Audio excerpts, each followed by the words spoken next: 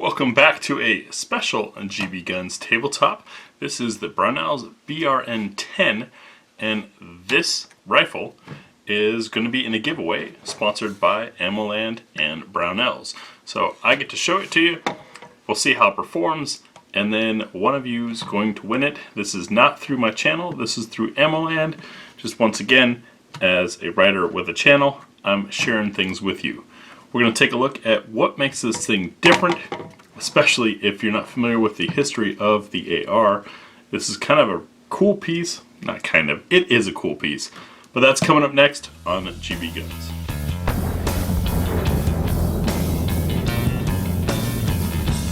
Before I get into things too far, of course, I'll show clear. Remove our magazine. You notice the magazine release is not shielded. And it is taking SR25 pattern mags. This is a BROWNELL'S aluminum magazine. And popping this guy open can be a little stiff. There we go. But you can see clear. And yes, that's the charging handle. So a little bit of history. I'm not a historian. If you want to go deep, I suggest you find a book or watch Forgotten Weapons. In short, this is as close to the original production AR that you can find out there. BROWNELL'S went to some great lengths to create a product very close to history, but still shootable. When the AR platform was originally devised, it was a 308 like this. They showed it to the US government. Government said, nah. And then a few small contracts were made. The first one, and the one of this design, believe it or not, went to Cuba to make these things. Give you a quick rundown while I'm talking here. So this was the first of this concept that later became what we know today as the AR. And there's some neat things on here that BROWNELL'S has done right historically. Some slight changes they made that I think are for the better. We'll go over all of that as we work our way across this gun. I'm going to separate the upper and lower because, well, my tabletop doesn't have a whole lot of space for it. And you might have seen when I flipped it over that these pins are very flush and quite tight because this is a pretty well built gun. In fact, one of the things I'm a little envious to whoever wins this, you see the serial number there, it's number 762. Pretty cool for a rifle in 762. Alright, let me pop these and we'll separate upper and lower and go over them bit by bit, looking at what's different and what's the same with a modern AR-10. So got those apart, and first off I want to say the one up top here, the Diamondback, this is their older style AR-10. This is actually a pistol, but I'm using it to compare because it is closest to what an AR-15-ish shape would be. Of course we also have Stag, we have Diamondback, or Double Star. Lots of different manufacturers that have gone different ways, and they're not all the same. Reason for that being is there is no mil spec for the AR-10. The AR-10 never went into military production within the US, and so, well, makers can do what they want. You can see right off the bat some of the differences here. This big squared off magazine well versus the angular cut. This is very similar to an AR-15. Our pivot pin and takedown pin are a little different and have texture on the push side, which is kind of funny because usually pushing in is a whole lot easier than pushing out. And you've got no help here, whereas like on a more modernized, either the pins are a little bit extended, or on Stag, you've got a well to be able to push your finger in there to get to it. Not so on the original concept on the BROWNELL'S. You also notice that there's zero fencing around the magazine release. That could potentially lead to combat problems. Whether or not that's legit, I think depends on the strength of the spring and discipline of the soldier. But that went away for the idea of this fencing that you see more commonly on modern guns. Also, this line here on modern guns is what houses the spring and detent for your pivot pin to keep everything in place.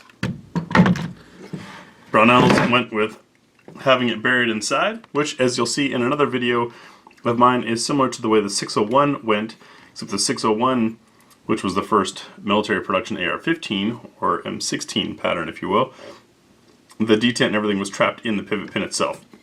But Brownell's still managed to give you that squared look. We can see that we've got no indication whatsoever of what position the safety is in.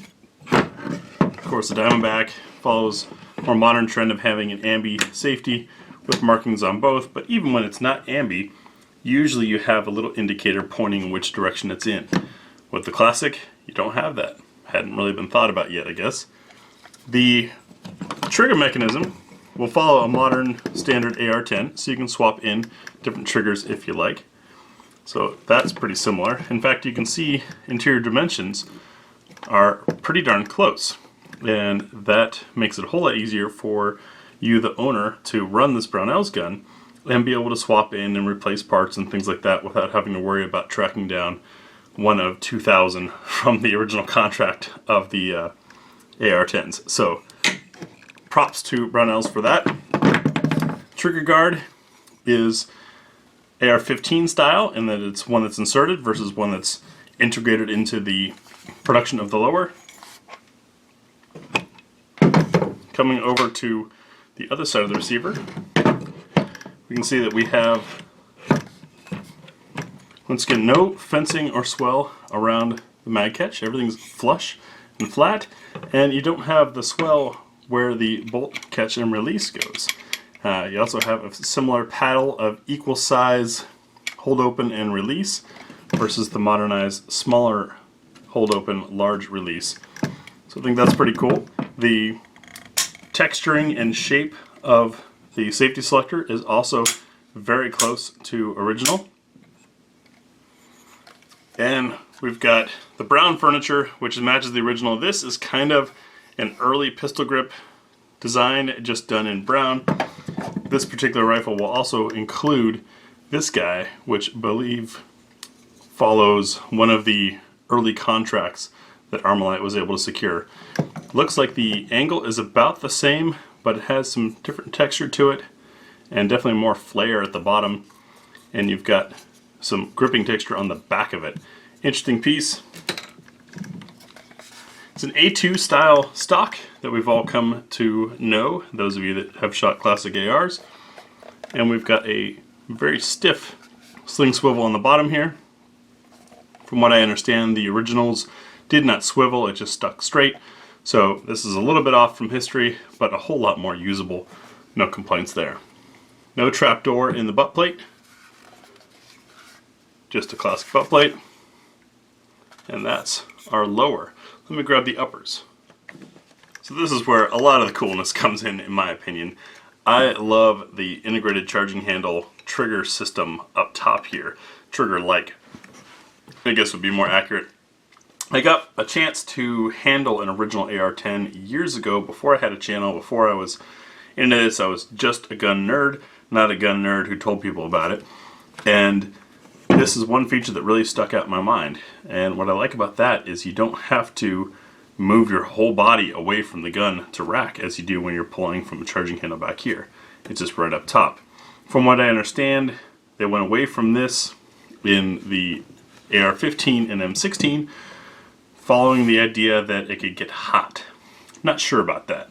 I haven't shot this yet, so I don't know how hot it gets, but it is true that the gas is going to be right there, right by that. It does not reciprocate, and these detents here are what hold it in the rear. So it's being held in the rear. There's our bolt, and you can actually get this out by working kind of some angles. And there you go. It still has the shipping grease on here. The winner will not get it with shipping grease because this gun will have been tested. The sights, very similar to the early M16s, with a drum back here that turns. And we've got a peep sight rear, a little tough from my camera angle to get at it, but should be able to show you that when we get out to the range. Carrying handle that's integrated, and of course your peep sight goes through the carrying handle. I carried an M16A2 in Afghanistan and used the heck out of my carrying handle because, well, it's a lot more comfortable. Notice there's no shell deflector and no forward assist. That is also authentic. We do have a little hump here to allow for the cam to move when the bolt moves. The handguard, some people look at these and immediately say, oh, that's ugly, but so were the originals, so I don't have any complaints about that. Brown plastic, you've got a fluting for some texture, and you've got vent holes. It is not retained in the same way that the original was, but it's retained in a way that's a whole lot easier to get at. You've got this spring-loaded slip ring that comes back. I can do this without having an assembled rifle.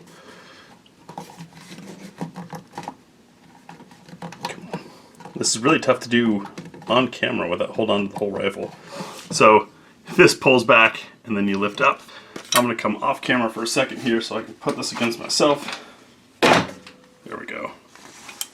Much easier. And we can see we have a fluted barrel, 1 in 10 right hand twist. It is a little bit heavier profile, which may not be 100% accurate, but I'm not going to complain because it probably shoots better. Our front sight post, very vertical, and you can see the post itself, so this is a sight block, but the post itself is machined into this block. It's all one piece. So there's no adjustments there. All your adjustments have to be made back here at the rear. No bayonet lug, sling point on the left side, and this very thick 3-prong flash hider that I believe is going to be making that noise every shot. But that is all accurate to the original Cuban contract as far as I know. Once again, I am not a historian, don't claim to be. I just enjoy this stuff and enjoy the history. So, come on. Got that back on. For contrast, just visual contrast, those of you that may not be familiar or have it right in front of you, here's the modern AR-10.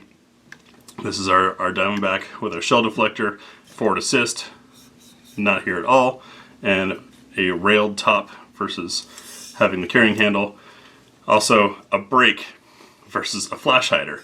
These Brownell's rifles are fairly lightweight for their size, and certainly compared to like say an M1 or anything else of that era, they're going to feel really lightweight.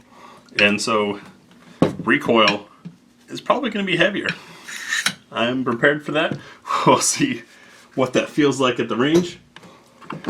Our bolt carrier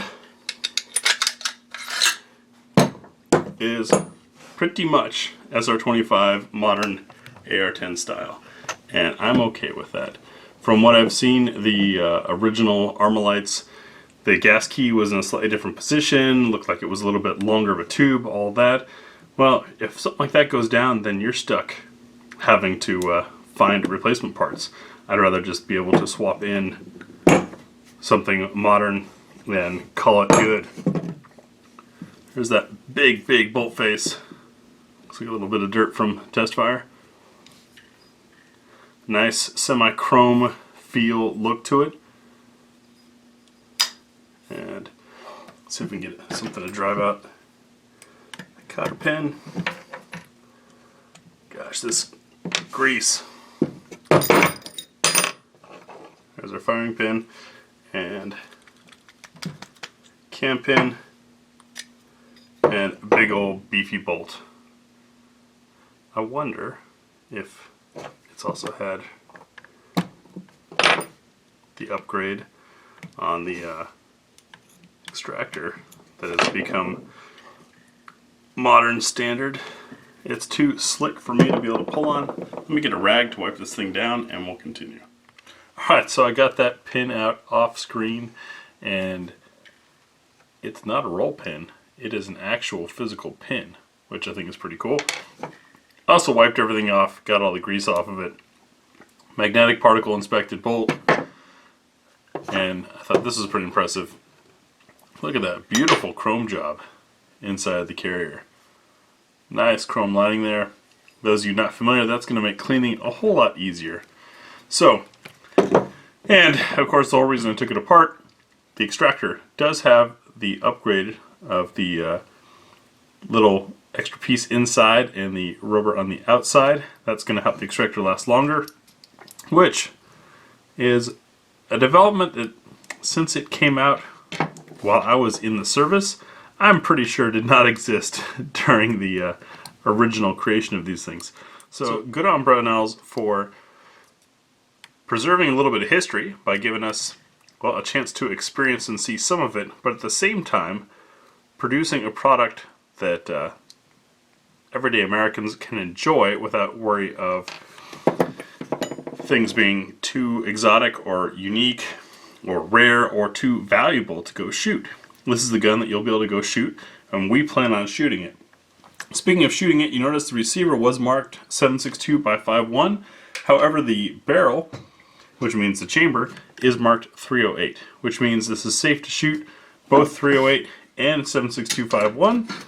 If you're not familiar, it's the opposite of the 222-556 thing. 7.6251 is actually a lower pressure and different case thickness than 308. 308 is a bit hotter. So if you have something marked 7.6251, you don't want to be shooting 308 through it. However, if you have something marked 308, you can shoot both. So when we get to the range with this, we will shoot both, do the best we can to give you a fair accuracy representation while using iron sights, and good luck to those of you who enter for a chance to win this thing. I'm a little jealous. This is a really neat gun that I would love to hang on to, especially with the serial number of 7.62. How cool is that? I'm going to get this back together off camera because it's going to require a little bit of force and a little bit of banging. We'll see you on the range. Thanks for watching.